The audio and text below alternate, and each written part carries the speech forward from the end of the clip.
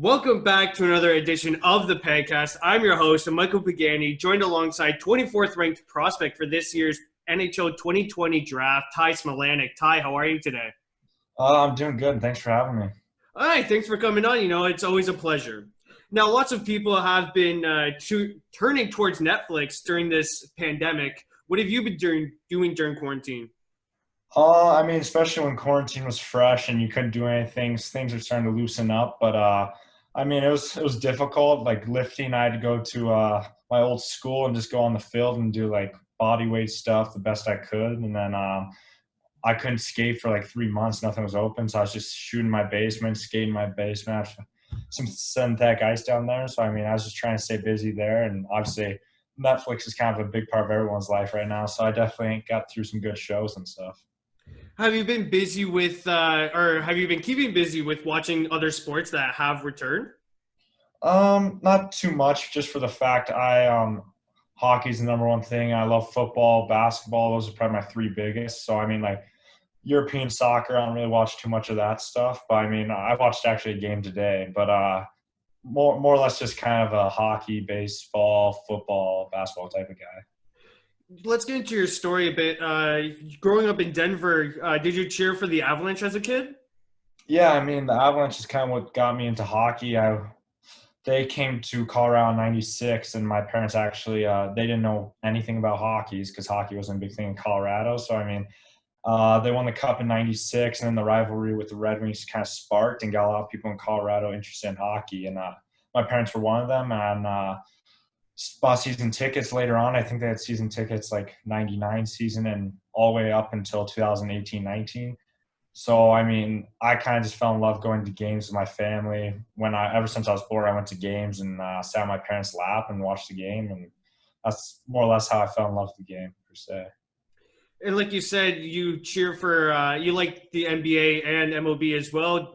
Did you cheer for the Broncos and the Rockies since you grew up in Denver?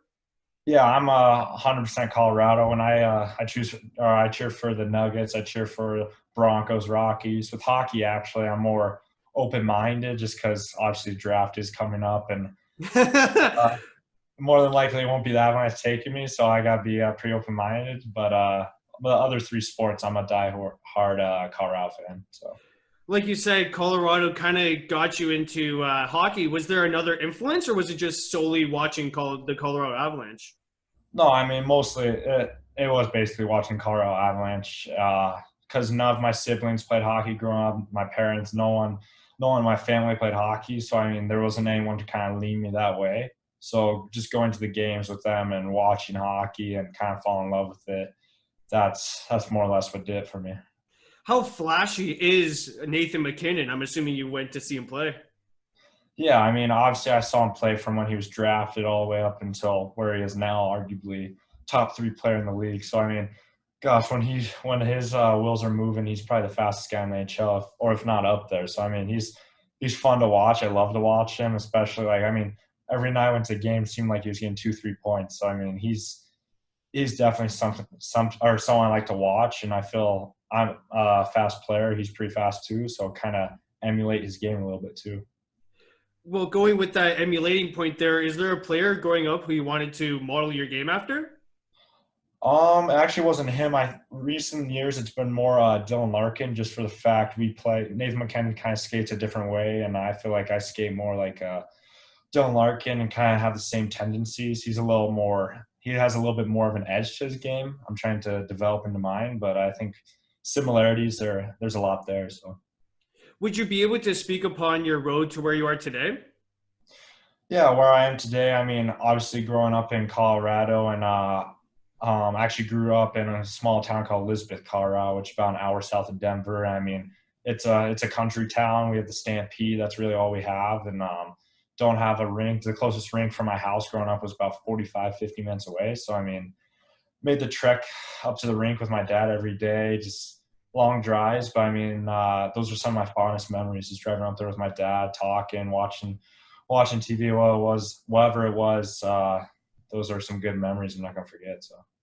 Every kid dreams of being drafted into the NHL. What would it mean for you with all the hard work they put in to be drafted? Oh, obviously, like that's been a goal of mine ever since I could think about. Being a little kid, obviously, as a little kid, you always dreamed about it. You like even up until I was probably 15, 16, all it was really was a dreams because you don't know if it's going to happen. You just hope. And now that's kind of becoming a reality, knowing I will get drafted, but not knowing when. But now it being reality, it's just kind of surreal seeing all those years of just dreaming about it. And now it's going to happen. So, I mean, it's everything to me. It's big, big thing for my parents. They're going to be really proud of me and everyone that's helped me. So I couldn't be more excited for that moment.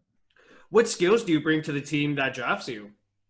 For sure, the first thing would be my speed. I kind of touched on that earlier. Is I like to play fast. That's kind of the way the NHL is going in recent years. It's a fast league, and that's definitely what I bring to the table. Have a pretty good shot. Say I work on my shot a lot. That's kind of something I take pride in.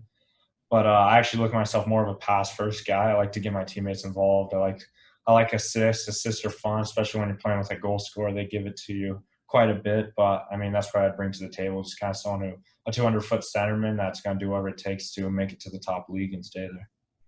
During the season, you got 22 points in 34 games during the development program portion, and you actually dealt with multiple injuries. How have those injuries recovered, and how do you get to the same level that you were at before? Yeah, I mean, those injuries recovered. Actually, I fell 100% once the season ended abruptly. So, I mean, that was rough. But, I mean, yeah, it was a tough year for me. Obviously, playing with injuries or recovering from injuries, it was like I felt really the whole year I probably played 5 to 10 games healthy 100%. So, I mean, it's rough, especially with it being my draft year. I don't think I got to showcase to the world who Ty Smilanic really was, but that's just more motivation coming into this next year. I really get to show who I am as a player and show people who Ty Smilanic really is. So I couldn't be more excited for this upcoming year. What does it mean for you to put on the USA jersey? Um, Honestly, for me, it probably meant a little more than per se Thomas Borlo, him being a Canadian kid, but that's just a little shot at him. But no, it was everything. Being an American kid, as soon as I figured out what the national team was when I was 12, 13, that was a dream of mine. And when I actually heard that I was going to be on the team and then first time putting on the jersey for practice, for games, and just wearing it every day, it was just really can't put words to explain how awesome it was. I mean, I got to represent my country. I got to represent my family on the back. So, I mean, that was for sure one of my best hockey moments playing for the national team. What would it feel like to make the World Juniors? I mean, obviously, the World Juniors is such a highly touted showcase. Yeah, that's for sure a goal of mine. I mean, going to Quinnipiac next year, my goal is to hit the floor running, help my team right away. Hopefully, I get some games in before the NHL draft. I think that would help me a lot. But just getting there, hitting the floor running, help my teammates, and just be really leaned on right when I get there. That way, it helps me make the World Junior team, helps our team win games, and if all that happens, it'll be good. Now, what would you say is a typical game day for you?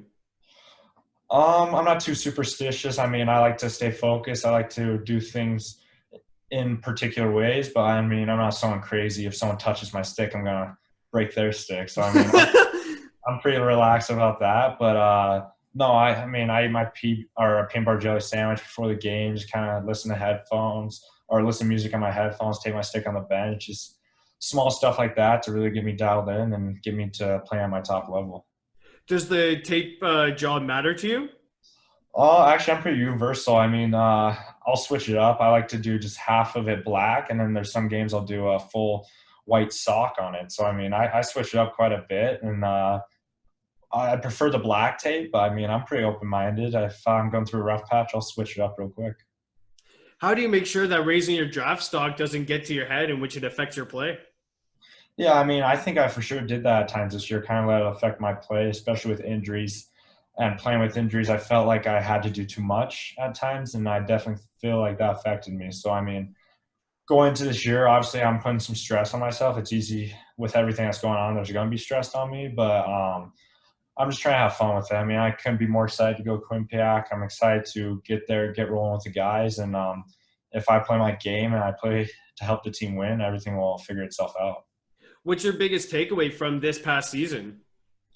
Oh, just not necessarily physical adversity I went through, but more the mental. That's because injuries is a part of the game, and I mean everyone's going to get them. It's going to affect people in different ways, and for me, those were my first ones. first injuries that caused me to miss games. So I mean, it was just the mental side, like sitting at home watching your team play, and it's a Saturday night, you're sitting on the couch watching them play, and that was hard for me to do this year, is because I want to be there with the team. I want to, when they win, I want to be there with them, and even when they lost, I want to be there with them. So I mean, it was rough. It was hard mentally, but I think it grew me into a better person as a better player.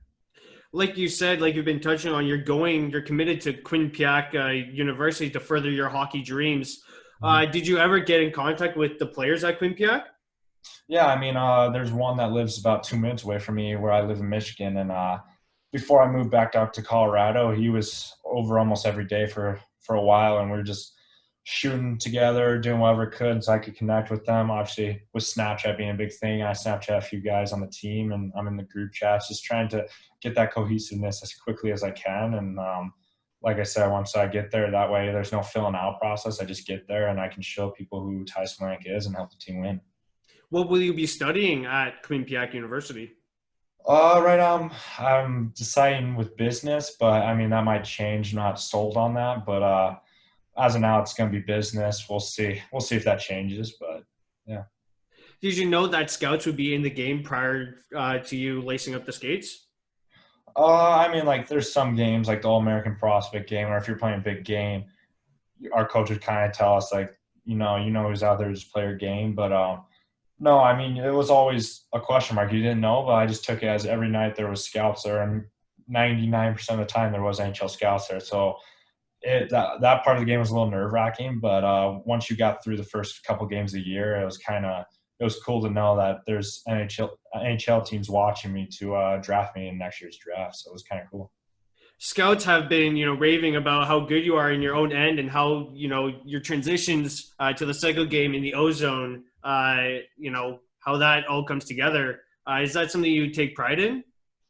I'd say in my defensive zone, maybe there's quite a bit of room to improve. I'm very offensive minded, and sometimes that might catch me. So, I mean, if I'm going to play in National Hockey League, I'm going to be a two-way center that can be relied in both ends. So, I mean, that's definitely the biggest part of my game I'm working on. It's just defensive zone, being a 200-foot player and being relied on in every situation. So, and as far as transition, I think that's definitely one of my better assets is playing hockey, playing fast in transition, and I'm trying to get a little better even in the offensive zone. That way we pin them in, and I'll probably end up getting a few more points if I'm playing more in the offensive zone. So, How has the coronavirus impacted your draft preparation?